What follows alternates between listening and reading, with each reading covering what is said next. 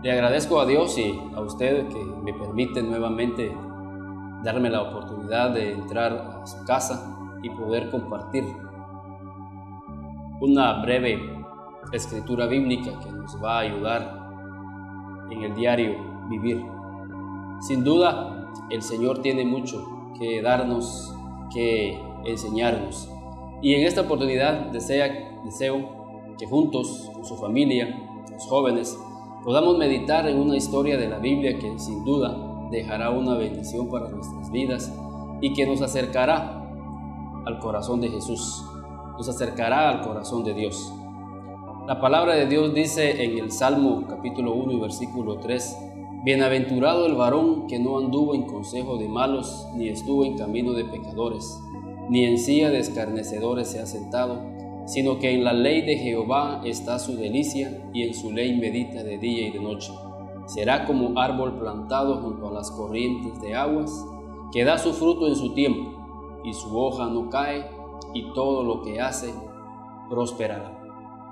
Hay una promesa, sin duda, de parte de Dios en la Escritura, que si nosotros pasamos tiempos meditando en la ley de Jehová, si pasamos tiempo meditando en su palabra, vamos a recibir, vamos a adquirir cierta sabiduría.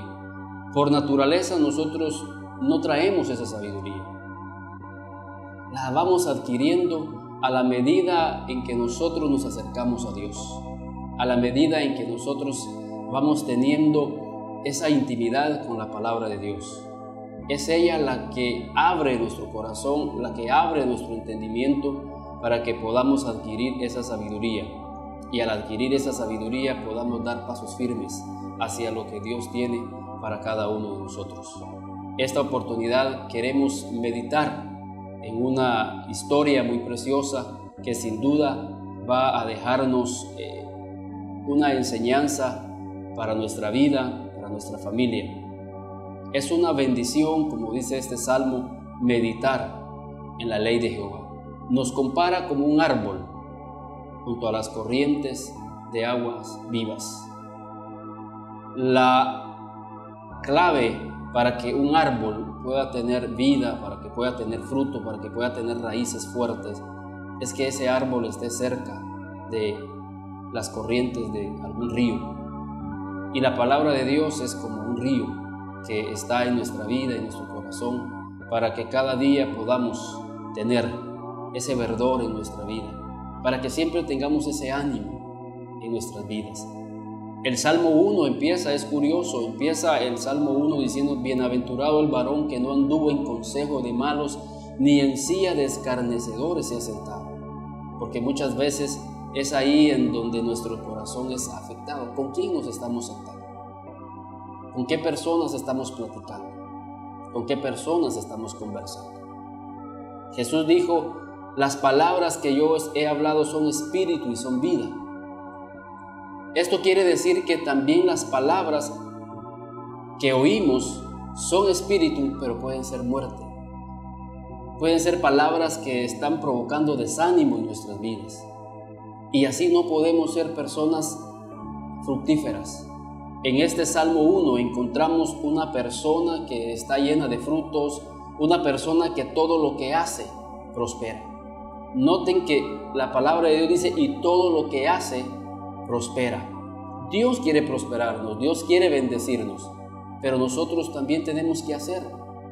El problema de muchos es que quieren que Dios los bendiga, que Dios los prospere, pero no hacemos nada, no accionamos.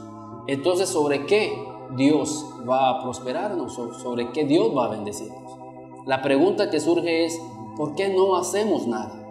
¿Por qué no accionamos nada? La respuesta está en el primer versículo de este Salmo 1. Porque estamos escuchando a los escarnecedores. Porque estamos escuchando el consejo de los malos que nos está diciendo: si tú emprendes esta actividad, sin duda no te saldrá bien.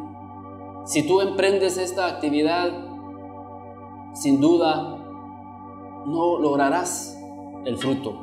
Pero el Señor nos manda que podamos nosotros acercarnos a Él, que meditemos en su palabra, que tengamos confianza en Dios, que nos acerquemos en oración, poniendo todos nuestros proyectos en su mano, poniendo todas nuestras decisiones en las manos de Dios. Y cuando nosotros ponemos nuestros proyectos, ponemos nuestras decisiones en las manos de Dios y hemos pasado tiempo orando y meditando, sin duda el Señor va a responder esa oración. Y como dice en el versículo 3, y todo lo que hagamos va a prosperar. Y en esta oportunidad queremos ver una historia que nos va a enseñar a cómo nosotros podemos ser ese árbol fructífero, ese árbol que dé el fruto. Y quiero llevarlos a la historia que se encuentra en Juan capítulo 5, versículo 1 al versículo 9. Leamos y que podamos juntos meditar en esta historia. Es fascinante meditar en la palabra de Dios. Ya nos dijo Salmos que es una bendición. Y en esta oportunidad entonces le invito juntamente con su familia a que meditemos sobre Juan capítulo 1 y versículo 9. La palabra de Dios dice así: Después de estas cosas había una fiesta de los judíos y subió Jesús a Jerusalén. Y hay en Jerusalén, cerca de la puerta de las ovejas, un estanque llamado en hebreo Betesda, el cual tiene 5 pórticos. En estos yacía una multitud de enfermos, ciegos, cojos y paralíticos, que esperaban el movimiento del agua, porque un ángel descendía de tiempo en tiempo al estanque y agitaba el agua, y el que primero descendía al estanque, después del movimiento del agua, quedaba sano de cualquier enfermedad que tuviese. Y había ahí un hombre que hacía 38 años que estaba enfermo.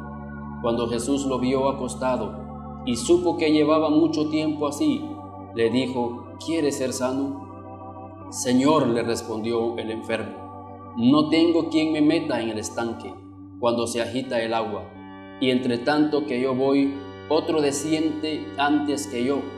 Jesús le dijo: levántate, toma tu lecho y anda. Y al instante aquel hombre fue sanado, y tomó su lecho y anduvo, y era día de reposo.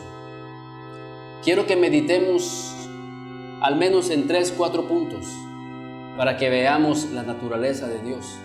El propósito de esta meditación es que nosotros vayamos conociendo la naturaleza de Dios, que nosotros vayamos conociendo a Jesús, que vayamos conociendo su conducta, cómo era Él, y que nosotros podamos imitar esa conducta para que nuestra vida sea bendecida.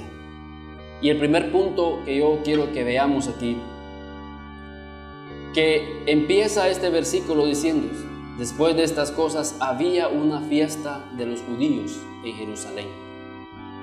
Jesús llega a Jerusalén y la fiesta que en ese momento estaba era la fiesta de los tabernáculos. Para un judío, llegar a una de estas 3 fiestas era lo más importante, era un gozo. Solo imaginémonos cómo nos ponemos, o cómo se pone el pueblo, o los pueblos, o los municipios, cuando tienen sus fiestas. La fiesta de independencia, en fin, las fiestas llegan de todas partes. Y estos judíos tenían fiestas religiosas, que para ellos era lo máximo, era algo imperdible. Y los discípulos con Jesús llegan a la fiesta de los tabernáculos. Llegan a Jerusalén. Ellos están deseosos de querer ir al templo, pero Jesús no se fue para el templo. Dice la Biblia que Él se fue al estanque de Betesda. Él se fue al estanque en donde habían enfermos, en donde habían cojos, donde habían paralíticos. Él se fue donde había necesidad. Él se fue donde estaba aquella gente que necesitaba. Él se fue a aquel lugar en donde estaba la gente que no podía ir al templo a celebrar la fiesta. ¿Cómo se sentía este hombre que tenía 38 años de no asistir a ninguna de las fiestas de Jerusalén. En su corazón había una tristeza al pensar que otros estaban en la fiesta y él no. 38 años sin asistir a una fiesta de los judíos. Nosotros conocemos personas y nos alegramos y decimos: vamos a la fiesta, vamos a la iglesia, vamos a ir a celebrar, porque Dios está allá. Pero tú que me estás escuchando, tú sabes que hay personas que debemos de llevarlos a la fiesta. En nuestra vida, en nuestro diario vivir, en nuestro barrio, en nuestra colonia, en nuestro trabajo, hay muchas personas que espiritualmente están paralíticos, que espiritualmente están enfermos, que espiritualmente están ciegos y están esperando que nosotros, que tenemos esa luz, que tenemos esa vida de parte de Dios, o que se supone que la deberíamos de tener, vayamos a nuestro estanque. Quizás tu estanque sea el barrio donde tú vives. Quizás tu estanque sea el barrio donde tú vives. Ahí donde están los enfermos. Ahí donde están esas personas necesitadas. Por eso Jesús dice: mis caminos no son vuestros caminos. Porque yo puedo imaginarme a los discípulos: Señor, pero ¿por qué vamos a ir al estanque? ¿Por qué vamos a ir a este lugar? Si en el templo, ahí está la fiesta. Ahí están todos reunidos, alabando a Dios y glorificando a Dios. Pero, hermano, tú que me escuchas, sus caminos siempre van a llevarnos donde están los necesitados. El Señor les estaba enseñando aquí a sus discípulos lo que dice el libro de Eclesiastés: es mejor ir a la casa de luto que a la casa del que tiene banquete. Jesús quiere estar con el necesitado. Jesús quiere estar con aquel que ha fracasado. Jesús quiere estar con aquel que está en el suelo, que está caído. Ahí debemos de ir. Y cuando nosotros obedecemos esta parte de la Escritura, yo les garantizo, hermanos, que nuestras vidas van a empezar a ser levantadas por Dios. Cuando nosotros disponemos nuestra vida para servir a otros, cuando nosotros disponemos nuestro corazón para servir otras vidas, el Señor va a bendecir nuestras vidas. El Señor les estaba dando a sus discípulos una enseñanza. Y dicho sea de paso, las enseñanzas de Jesús no tenían que ver con un pizarrón, no tenían que ver con clases magistrales, tenían que ver con una vida, y que a través de esa vida Él les estaba enseñando acerca de sus caminos, y le estaba enseñando a sus discípulos sus caminos, y les estaba diciendo: yo necesito ir a Betesda, yo necesito ir donde están esos cojos, donde están esos ciegos. Es una muy buena oportunidad para hacer un llamado a la iglesia, para que podamos salir un rato de la fiesta y que podamos ir a la casa de aquellos que tienen necesidad, de aquellos que nosotros sabemos que están pasando por situaciones difíciles, personas que quizás han perdido un ser querido y no se han podido levantar, como este hombre que tenía 38 años de estar postrado. Quizás tú conozcas personas que no se han podido levantar de un divorcio, que no se han podido levantar de una pérdida de un familiar, de personas que no se han podido levantar de una quiebra financiera. Tú puedes llegar a esas vidas y hablarles del amor y la respuesta que está en Dios. Por eso Jesús se fue a Betesda. Por eso es interesante cómo empieza este versículo, diciéndonos: después de estas cosas había una fiesta de los judíos, y subió Jesús a Jerusalén. No tanto a la fiesta, sí, Él fue después a la fiesta. Es más, encontró a este paralítico en la fiesta, como lo vamos a ver más adelante. Ahí lo encontró y juntos, ¿te acuerdas? Yo soy la persona aquella que estaba postrado, y hoy estamos juntos celebrando aquí en la fiesta. Qué precioso es encontrar personas que tú sabes cómo los encontraste, en qué situaciones las encontraste. Y hoy te puedes gozar con esa persona que juntos están en la iglesia, ya llevan 2 años, 3 años perseverando. Y tú te acuerdas, yo me acuerdo que te levanté cuando tú estabas en tu Bethesda. Yo llegué guiado por Dios, guiado por el Espíritu Santo. Y Dios me llevó y te extendí el mensaje de salvación.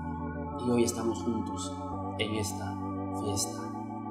Esos son sus caminos. Y si la iglesia conociera y viviera a la luz de este camino, creo que tendríamos más personas dentro de las fiestas, celebrando juntamente con nosotros. Hay otro detalle aquí, precioso, lindo aquí. Como les decía, Jesús más adelante encontró a este hombre en la fiesta, y eso se ve en Juan capítulo 5 y versículo 14. Después le halló Jesús en el templo al que había sido sanado, paralítico, y le dijo: mira, has sido sanado, no peques más, para que no te venga alguna cosa peor. 2 cosas. Fíjense para dónde corrió este hombre. Como les decía al principio, él tenía 38 años de no ir a la fiesta. Y lo primero que él hizo cuando fue sanado, ir a la fiesta. Él fue al templo a darle gracias a Dios por el milagro que le había enviado. Y qué triste y qué lamentable es cuando hay personas que Dios los levantó de una situación financiera, que Dios los levantó de divorcio y los ayudó, los fortaleció, los levantó de una crisis familiar, los levantó de una enfermedad, y ya nunca más los volvimos a ver en el templo. Y Jesús, después de haber sanado a este hombre, lo encontró en el templo. ¿Hacia dónde corriste tú cuando Jesús intervino en tu vida? Tú que me estás escuchando, te puedes recordar de dónde Dios te levantó, de dónde Dios te restauró. Él restauró tu familia, restauró tu condición financiera, restauró tu cuerpo, restauró tu alma, restauró todo en tu vida. Pero ahorita, ¿dónde te encuentras? ¿Estás en el lugar donde Dios desea encontrarte? ¿Estás en el templo? ¿Estás perseverando? El Señor le dice aquí: no peques más para que no te venga algo peor.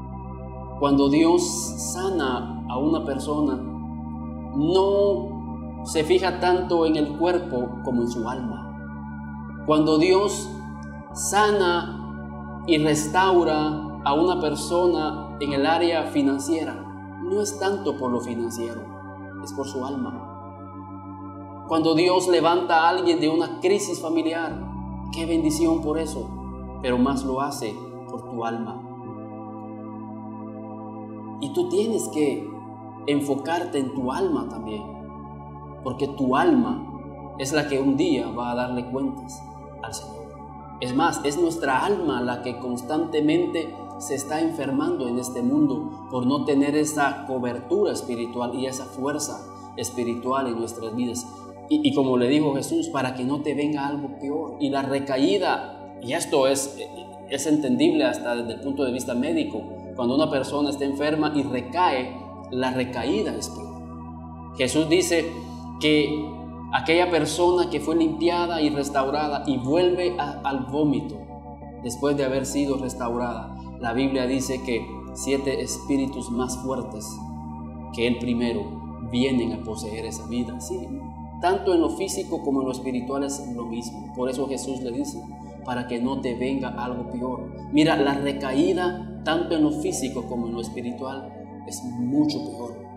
Mejor quédate en el templo con tu familia, quédate con Dios.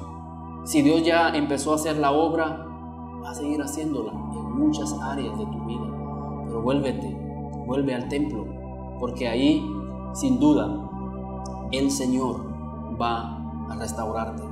En cierta oportunidad el Señor, y es una historia conocida, sanó a 10 leprosos que ya no tenían esperanza. 10 leprosos que ya nadie los buscaba. Mas sin embargo Jesús fue a esa aldea de los leprosos. Sus discípulos quizás se incomodaron porque en aquella época estar cerca de los leprosos no era bien visto desde el punto de vista religioso y ni médico. Era una enfermedad contagiosa y en el espíritu igual. Pero Jesús les dijo a sus discípulos: yo voy a enseñarles mi camino. Y así como los llevé a Betesda y no me fui a la fiesta, ahora quiero llevarlos. Venga, este es mi camino, sigan mis pisadas. Y yo los voy a llevar a esa aldea de los leprosos. Y los llevó a esa aldea de los leprosos. Pero cuando Jesús sanó y restauró aquella vida, aquellas vidas, solo uno regresó a darle gracias a Jesús. Y él dice: ¿y dónde están los otros 9? Y a ti, sin duda, te pregunta: ¿dónde está tu vida? ¿Dónde está tu vida? ¿Dónde está tu vida? ¿Dónde te encuentras? Y esta es la exhortación de esta noche y de esta oportunidad. ¿Dónde te encuentras? Dios restauró tu vida, Dios restauró tu familia, Dios restauró tu matrimonio, restauró tu área financiera. ¿Dónde te encuentras tú esta oportunidad? Es lo que el Señor quiere llamarnos la atención y hacernos volver al camino. Dios ha iniciado una obra en tu vida y sin duda la perfeccionará. Pero el principio de agradecimiento es muy importante.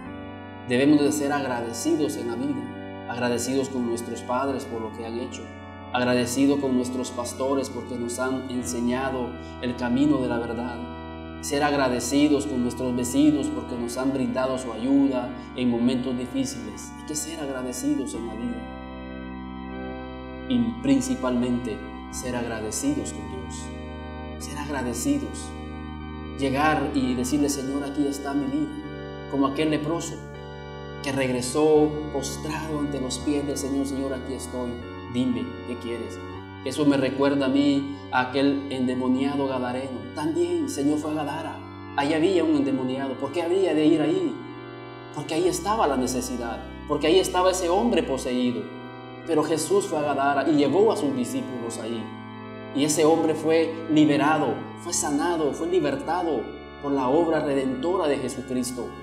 Y ese hombre, después que había sido restaurado, que había sido sanado, como lo dice en la Escritura, después que ese hombre había sido sanado, ahí en Lucas capítulo 8 y versículo 38 y 39, dice que él le rogaba.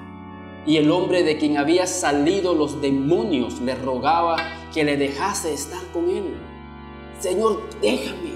Imagínense qué diferencia con aquellos 9 leprosos que se fueron. Este dice: no, déjame estar contigo. Y Jesús le despidió diciendo: vuélvete a tu casa.